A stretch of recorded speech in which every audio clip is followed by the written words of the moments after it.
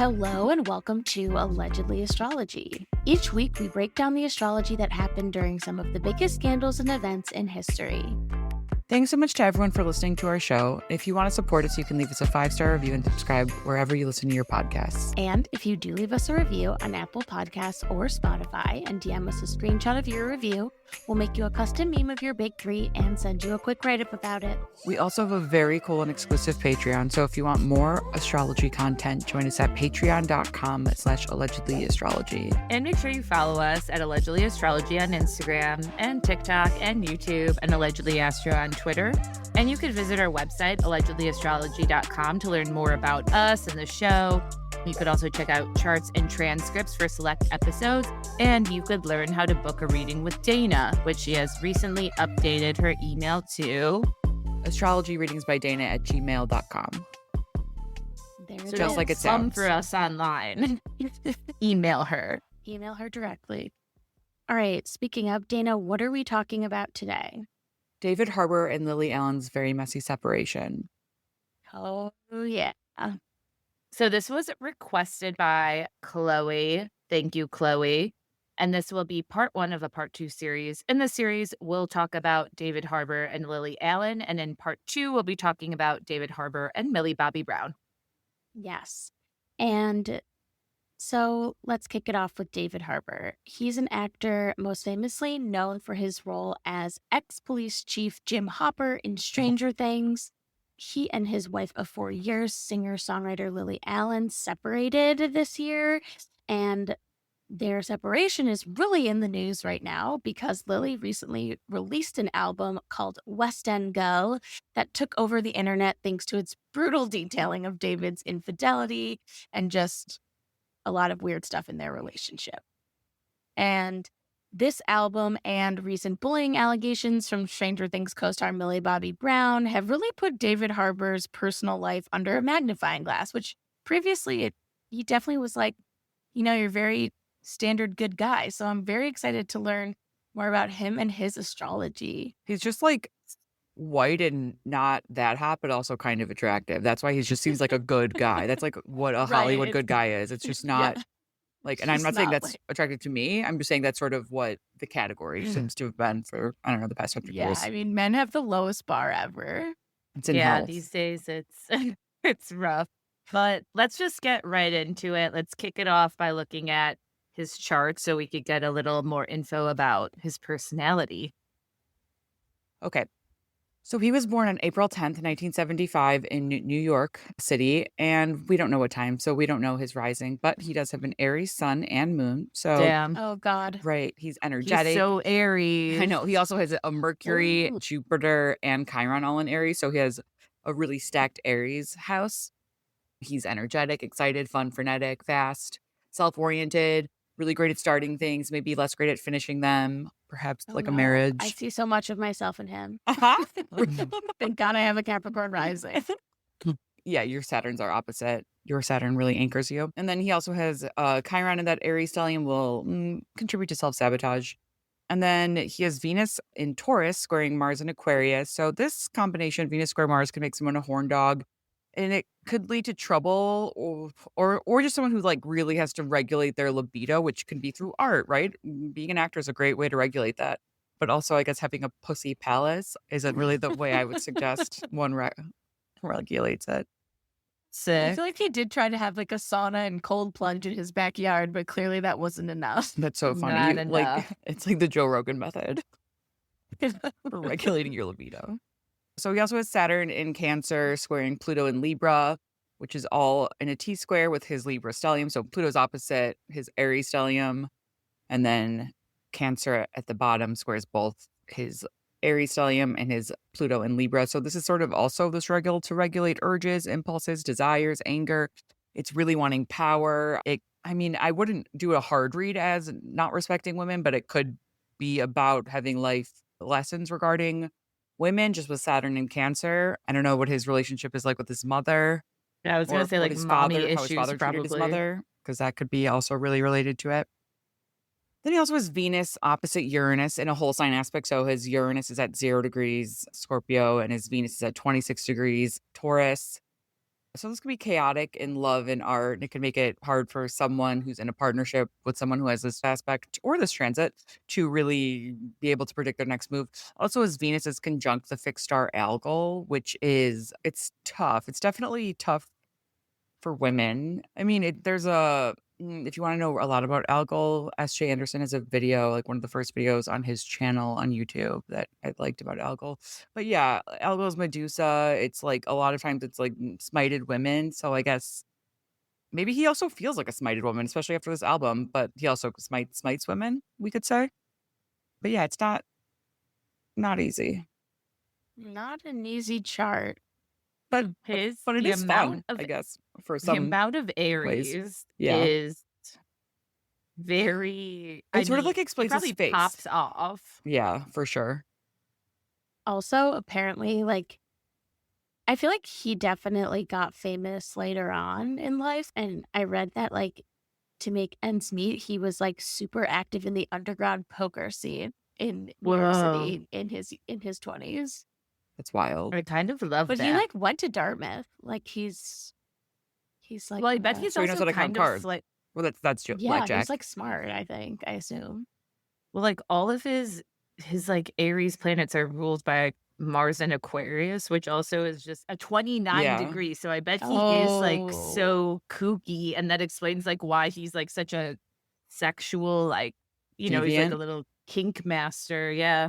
Is he? Does he have like funny leather masks and stuff? Funny. I mean, I would love he that had for a lot of him. sex toys in the Pussy Oh. Palace song. Okay. So speaking of the P word, I didn't know how else to segment it. But him and his wife, Lily, they met on Raya, which if you don't know what Raya is, it's like the exclusive invite-only dating app. A lot of celebs are on it.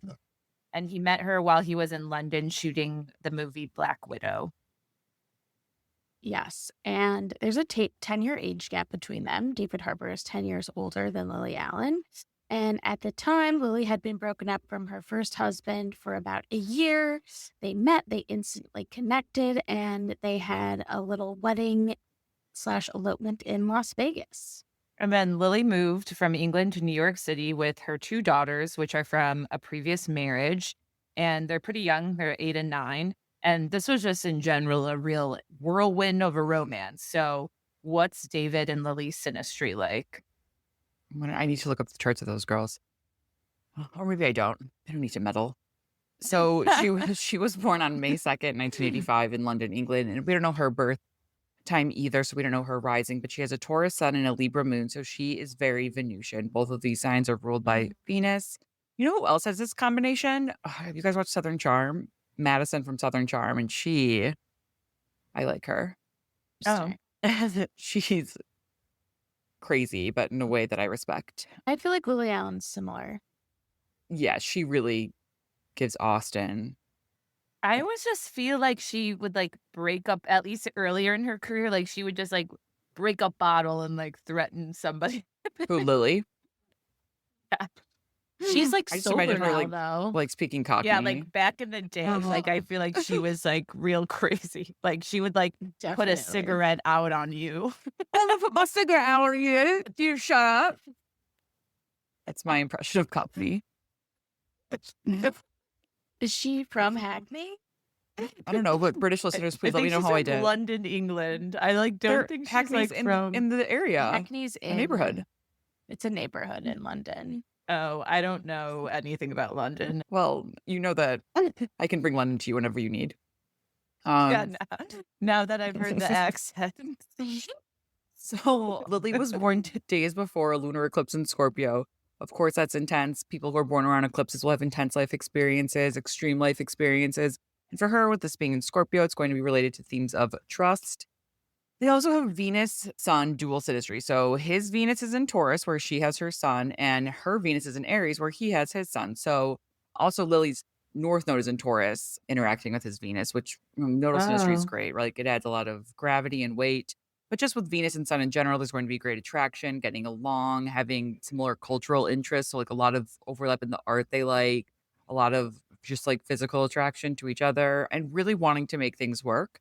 The ability to compromise Lily's Venus and Mercury and Aries really just get along with his Aries stellium. So like she can communicate with him maybe better than most. And also definitely like keep his attention probably longer than others might be able to hold it. And then David's Pluto is conjunct Lily's moon in Libra. So that's intense. He has power over her, but she also has power over him. A lot of times in these sorts of aspects, which is like someone having their moon conjunct someone else's Saturn, Pluto, Uranus, but let's just keep it at Saturn and Pluto right now. It's intense for sure, but the moon person, like the moon person becomes like some sort of like anchor for the outer planet person usually. So it's like a special bond and like she knows sides of him that others don't. And that in itself is attractive. But if she gets nothing from it and if he just like terrorizes her emotionally or otherwise, then it's not really, there's only so much a lady can handle, especially when she's from Hackney, which is the fan fiction I'm writing here. Also, his Saturn in Cancer squares her moon, and their moons are in opposition. So there's a lot of learning in this relationship. Also annoying each other at times, breaking each other's heart, learning about commitment. Like the moon opposite moon balance in Aries and Libra would seem so good when like things are good, but when things are Right, I was tough, gonna say, it yeah, seems so lovely. right. Just like if things get tough, they need to really apply compromise. And then Lily's Jupiter is in Aquarius with David's Mars. So there's sexual chemistry, there's creative chemistry. I mean, we saw what they did with a home. It was crazy, right? It was a lot of, It was like Marie Antoinette it was a lot of designed it patterns. herself. Yeah. And then Lily, Except for that one room, which the one? one sterile room. Oh, yeah. There was like a bedroom that was like completely normal. And then there was a bedroom that was almost completely normal, but it has a zebra print I like that rug. Surprise, surprise. And then Lily's Pluto's in Scorpio conjunct David's Uranus. So her power surprises him in one way. She could blindside him. I bet this album really did. But yeah, Lily Do you Allen's think he listened to it? interesting. Of course he did. He Yeah. does seem like a little bit of a narcissist. Yeah, for sure. Of course he had to listen to it. But I do feel, I mean, Lily Allen has a very interesting, like, growing up story. She went to 13 schools because she would always get expelled for drinking and smoking. Okay. Hell She yeah. was like an ecstasy dealer by age 15. She really turned it around. She's I from gotta Hackney say, or wherever. she's fully. I don't know. Like when you say like she could just put a cigarette out on you, that's a very fair assessment. I feel like. But yeah, now she's sober and she does a lot of Pilates and stuff. But I she mean- still has that streak in her. Me and my fellow Pilates princess. But I do love that she has Mars and Gemini because that is fighting words. Fighting with words. I have Mars and Gemini, and I Just- love to fight with words. Gonna Really on cut your Aries your throat placements. open. I mean, if I had an Aries Mars, it'd be game over for you bitches. So Are you should kidding? be I think we'd have fun. It it'd be is a game over very for everyone else. it's a being very quick to anger, I feel like. And then you just gotta let it boil You gotta inside of boil you. inside. Yeah. Can relate. It's not healthy. All right. So throughout the couple's relationship, they were always supporting each other on red carpets and gushing about each other in interviews. David said, I'm so grateful that I'm not alone to be with her. Oh my God. Really? And that I have someone that I could tell everything to and who can tell me everything. Cute. It's like so childish though at the same time for like a 50-year-old man to like be like, I'm so glad I have someone I can tell things. Yeah. Well, he was like saying, like, I'm alone. I was alone most of my life. No, Also, I mean, he know. grew up, to give him an ounce of credit, like, or whatever, sympathy. He grew up in a time when, like, I don't know. Again, I'm really projecting. I have no idea how he grew up or what his parents were like, but like Gen X men aren't really able to feel anything. Like they're not allowed to feel or whatever. Yeah. Yeah. That's that Moon Pluto shit. Yeah. And fun fact, they lived, I guess, past tense now, on my same street. Very So we were fun. neighbors. We would see them often. And they weren't together very often, but I would see them separately a lot in the neighborhood. But he was with her daughters a lot. So I feel like they had a good relationship. So it must be sad for them. Yeah, I bet. Yeah, it was very hard on them. But yeah, their That fairy tale sucks. ending officially came to an Wow, he did end so in much. He was with her children. He was with like other. How many women does he have in his life? he's got a lot of women in his life, but their fairy tale relationship came to an end in December 2024 when it was reported that he cheated. And their separation was later confirmed in February 2025. The singer was said to have been devastated and not in a good place, and that the breakup, like I just said, had been very hard for her and her daughters. Yeah. But Lily took that pain and channeled it into songwriting. And about a year later, she released her first album in 7 years, which is West End Girl. And in the album, Lily spills major tea. She alludes to an open marriage. She talks about this woman named Madeline, who she accuses of sleeping with her partner, aka David. And she writes about kicking a partner, most likely David, out and later labeling them a sex addict after discovering letters and sex toys in their apartment. Yes. Who the fuck is Madeline? That was like the whole song. It's like, but really, who the fuck is Madeline? And it turns out that Madeline is Natalie, who was a costume designer on a film. But anyway, Dana, I have so much to say about this album, but I'll let you go first. What was going on when Lily Allen released this glorious, glorious album? So this came out on October 24th, 2025, and the sun's in Scorpio. The moon was in Sagittarius for most of the day. Looking at it from Eastern time, for New York, the moon was at 29 degrees Scorpio. So most of the day of the drop was the moon in Sagittarius, which really is so much about running your mouth. And this is also, very importantly, right after a new moon at 28 degrees Libra. So of course, new moon in Libra is about new things, new leaves in relationship.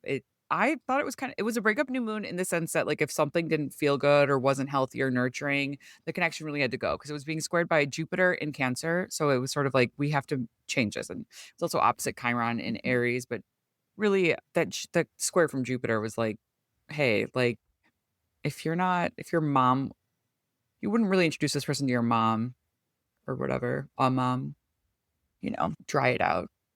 So also importantly for this chart, again, the sun is in Scorpio now. So it's really entered like trauma phase. And we have Mercury conjunct Mars in Scorpio. So that's fighting words for sure. A lot of revealing of traumas. And it doesn't matter, I think, at this point if someone takes accountability or not, because it just is sort of like so cutting that it doesn't, you know what I mean? It doesn't matter if he like gaslighted her, which I feel like he might have into like oblivion. It's just sort of like she made her peace and we all sort of we get it. We know what she's saying.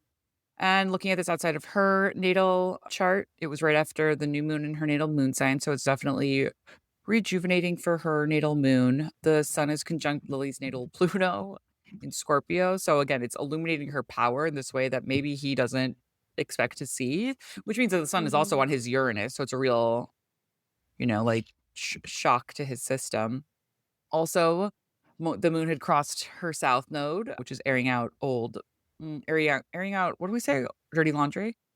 And her natal Saturn, which is like hardships previous day. Saturn is a lot of times like what people hold close to the chest, especially hers is in Scorpio. So I feel like this wasn't done willy-nilly. So that Mercury and Mars is also on her Saturn. Really sort of like this is what she went through. And she's literally saying really close names. Madeline and Natalie are very Right? phonetically similar. And then Uranus is conjunct her natal Mars and Gemini. So really bringing that other layer of Uranus, which I love for surprising someone to the mix. It's also the beginning of her Uranus opposition, but really with Uranus on her Gemini, she's, again, these are fighting words. Like Elise said, she's fighting with words. And also her Chiron is conjunct her Mars. So it's also, she's like revealing pain. Like even if it's a funny album, I mean, it's Yeah, still, it's sad. yeah. I mean, it's been compared to other very woman-scorned albums, so that also talk about pain. It's like you're getting it out because 'cause you're hurt. Yeah. Yeah. I mean, the content isn't funny. I mean, there is some lightheartedness, I think, to some of the songs, but I feel like the funniness that we are seeing like comes from the sort of TikTokification of everyone's reaction to this album. Like, is less like the content of itself is not funny, but everyone's reaction is like, holy shit. Like, nobody expected like this level. And it's also like a very much a departure from a lot of her like poppy kind of, I don't know, not poppy, like what was her like last, like that song Smile? I don't know, like Oh, it I hated definitely is that a song. Oh, different, I I hated know, that song it's so a really much. annoying song. But yeah, it generally received positive reviews from critics saying that it had really raw honesty and powerful songwriting. So I do feel like, this was probably an album. It feels like an album like she's proud of. It feels like her almost. Cool. Yeah. And I mean, it's being compared to Lemonade and 30, but people are like, but it is much more brutal than all of them.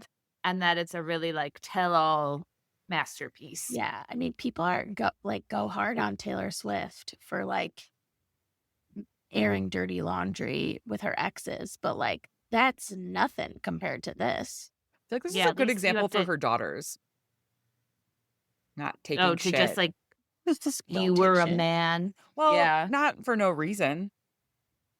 No, I yeah. love men Like who it's are for good who I love. reason. Yeah. But yeah, overall, people are calling this Lily's best work in years. And she won over the internet, especially because, as I mentioned before, costume designer Natalie Tippett claimed she did have an affair with David after meeting him on the set of Netflix's We Have a Ghost.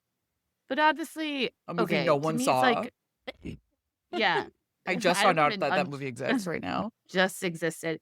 But also, I think it's kind of like rude to be like, oh, yeah, we did have an affair. It's like, what? Okay. Like, why are Why? you? And it's weird What is the because, like, point? I don't know To if confirm it, I think we someone. wanted people to confirm who Becky with the good hair was. Like, I wanted Rachel would have I know. Roy to be like, yes, it's me, even if it wasn't, you know?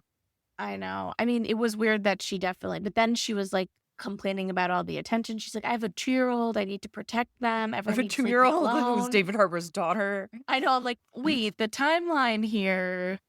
But yeah, but basically, like the TLDR from this sort of like infidelity, according to the album that I have listened to many times now, according to the album, after they were married and when Lily Allen got a role in a West End play and she had to move back to London for a while to perform in this play, David Harbour was like, I want an open marriage. And she was like, it doesn't make me feel great, but like we can try. But the rules were, and again, I'm ripping this straight from like lines in the album. Like I'm Mhm. not really like There's no intuiting editorialization. anything. It's literally like she said that they had agreed that they had to, if he did want to hook up with other people, it had to be like just for sex, no emotional connection, and he had to pay for it. So it had to be like transactional. And so it had to be a stranger and it had to be basically like a high class, Escort. prostitute, escort. Yeah. Yes, that's the nicer way to say it. And so when she found out that he was having like a full blown affair with this like Natalie person, that not only it was someone he like knew really well, but like worked with, and then she apparently tried to contact Lily Allen and be like, oh my God, I'm so sorry. He told me you guys had an open marriage. I fully believed him. Like, she's like, yeah, but we had an open marriage on different terms than he had like told you. But it was just weird that like Natalie really wanted to contact Lily Allen. And then she was like reading verbatim some of the things she was saying, like in the song. It was crazy. Like, I know way too much. Wait, Like, she reads the text. not like reads the text, but she was like, and then she said this, and then I said that. And then I was like, whoa, this is crazy. But yeah, I mean, the song Pussy Palace is about like her going to his like West Village apartment, which weird that he had a West Village apartment that he kept when they also had like a beautiful brownstone in Brooklyn. So it Yeah. was like he kind of had this double life. And she like was like, yeah, there was a whole Dwayne Reed bag of like sex toys and lube and Dwayne stuff. Reed. I guess like, he's not a so sex nerd. literal. He's just like, Like, gotta go she's to not Dwayne Reed. She's like not That's even such a- trying to be like make metaphors for anything. She's No. like, there was this Dwayne Reed bag of sex toys in your pussy palace. Yeah. Taylor Swift would like make you work for the symbolism, you know? She makes But- you work for it. Lily Allen. But I love that. Yeah. I love that Lily was like, no, Dwayne Reed will be mentioned. Will be mentioned. She talks about the F train. She tells like everything. It's kind of nuts. But yeah, Pussy Palace gets really stuck in my head. It's a really hard song to listen to and not be like, Pussy Palace, Pussy Palace. I thought it was a dojo, dojo. A That dojo. line threw That's what me she for a did. loop. She like thought, she like was like, I thought your West Village apartment was a dojo, but really it's a Pussy Palace. Why would anyone think it's a dojo? I'm sure he like convinced her. I feel like he could be very convincing of like, I have these weird quirks. Like, this is who I am. Like, I just want to keep this apartment to like, Yeah, that Aries play my Stellium ruled by karate. Mars and Aquarius.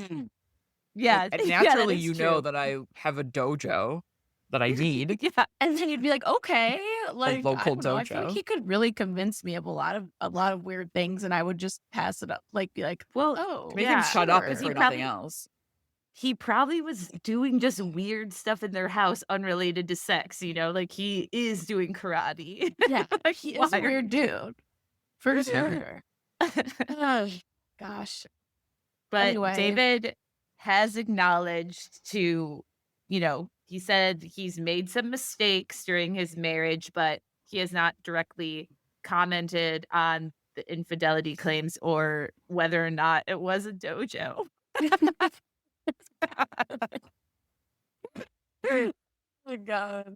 Yeah, he's been pretty quiet and I think all of this is interesting timing because she released that album almost exactly a month before Stranger Things was going to come out. Oh, damn. So they've been broken up for 10 months now or something, right? So it's really interesting that, I mean, I'm sure she was working on this album this whole year, but like I feel like besides the things that Dana mentioned, from a practical perspective, she knew that everyone was going to be talking about Stranger Things, David Harbour. Like, this was a really smart time to release this album, and it made it even harder for him because she knew he'd be on press tours and having to answer for this.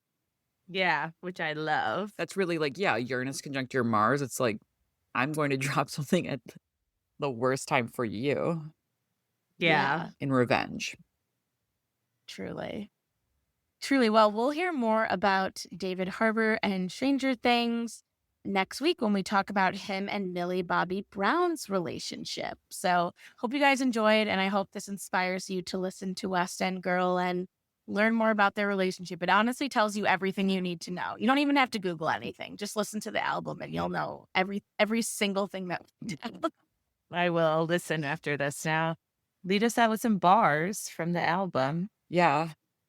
I want to sing something else besides Pussy Palace. What else can I sing? I can't remember the songs right now. It's like... I need to listen really quick. Hold on. The Unforgettable Melodies. Oh, yeah. And then she talks about how they had to get a mortgage on the house, which is funny because they couldn't afford it, which like most celebrities, like I guess they don't take out mortgages on houses because they're That's just cool. like rich and can buy it outright. But now That's really she's like, swag. we couldn't afford it, so we took out a mortgage. Made me feel a bit awkward. Made me feel a bit awkward. Wow, like their Well, she finances also- are on the table. She was selling her feet on OnlyFans Oh, yeah, I forgot about that. When was that? within the past, during COVID, maybe it started. I'm not positive. And she was like, it is only feet, nothing else. But it also is like, why are Only you selling feet. your feet on Wow, how does OnlyFans? someone not have Only Feet as a website now? Missed opportunity. Yeah. All right. With that, I'm Elise, I'm Dana. And I'm Sarah. and this is Allegedly Astrology.